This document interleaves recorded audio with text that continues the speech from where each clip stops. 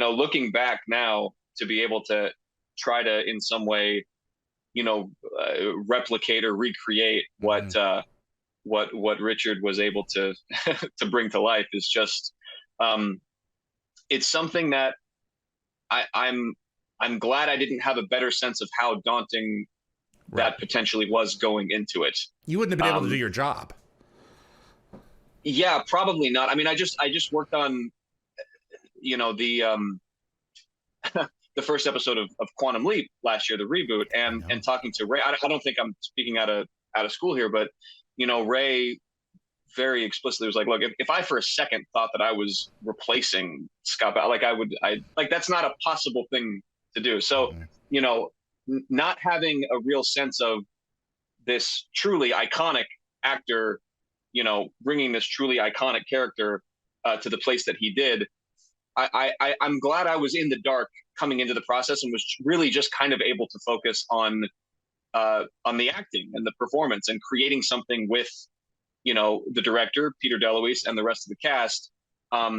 And really honestly still didn't have a sense of kind of what that meant to the fan base until after it aired and I got to, experience the reaction firsthand. So I'm grateful for that because it kept the work more pure in a sense. Absolutely. And Peter was a great student of observing Rick, so I'm sure he had a lot to offer in that regard in terms of helping you capture that performance, which has to be nuanced because we as an audience are looking for the tells that identify you as Rick, well, you as Jack in that case. The remember the shut up, those kinds of gestures and just like hello, this is crazy. Tell us about exploring that process. Well, first of all, how'd you get? Did you just audition for the role? Take us back. Was it a regular audition or? It was a regular audition, and I had not seen an episode going into the audition, so I just took the material and broke it down and I basically prepared as you would for any other audition and just kind of like played the character as truthfully as I knew how. Now, keep in mind too, like this is back before like YouTube or what, like there was not necessarily an easy way to access, shows you didn't already watch. We didn't have any of what we have now. There would be no excuse if the audition came in now and it's like you're playing a clone of an established character, like they would expect you to watch, a dozen episodes before even coming into the audition. That expectation wasn't necessarily there. So they cast me based on the audition. And then once I went up to Canada, they flew me up and gave me a bunch of episodes to watch. And again, like they flew me up early so I could sort of study it beforehand, which is not, which is like not common. Like a production isn't looking to spend more money than they have to spend generally. Like they, usually especially if you're a guest star, like they'll just fly you up the day before you start filming. But I'm sure that's something that Peter fought for. Oh, and I just, as a quick side note, so Peter DeLuise, who directed that one, he was instrumental in finding the character as I did it. Like all those moments you're talking about, like those were very specifically planted, deliberately planted by him. So if you were a fan of that performance in any way, he is, I would say, as if not more responsible than me, even frankly. Like I have to execute the game plan, but he was the one who was able to kind of draw up the X's and O's and really shape it in a way that I think ended up working pretty well. So yeah, and I just watched the tapes. It was just VHS tapes at the time, and I just watched them over and over again. And they were good enough not to just give you a. Can you hear me? Okay, go ahead. Yes, go ahead. No, please. No, that's okay.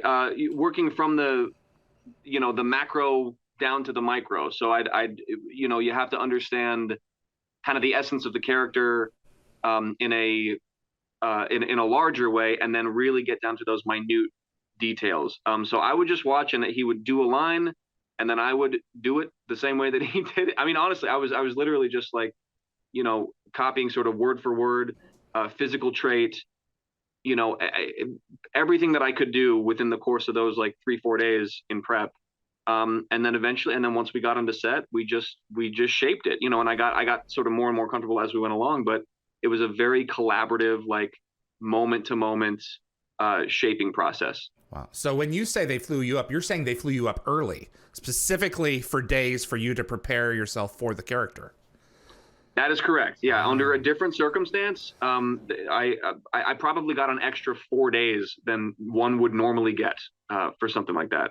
Wow.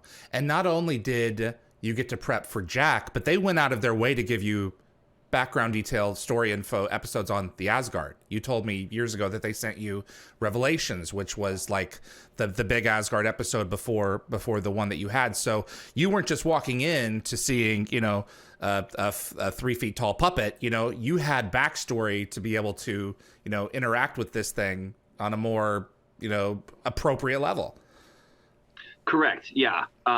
It was very smartly done, honestly, like the way that they did it, because if you think about it, like it's important for me,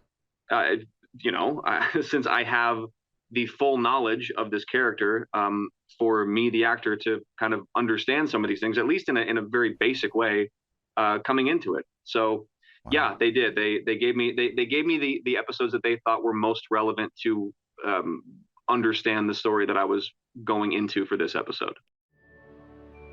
Thanks for watching this clip from Dial the Gate. You can find the full live stream shows on our YouTube channel or visit dialthegate.com for the complete schedule. See you on the other side.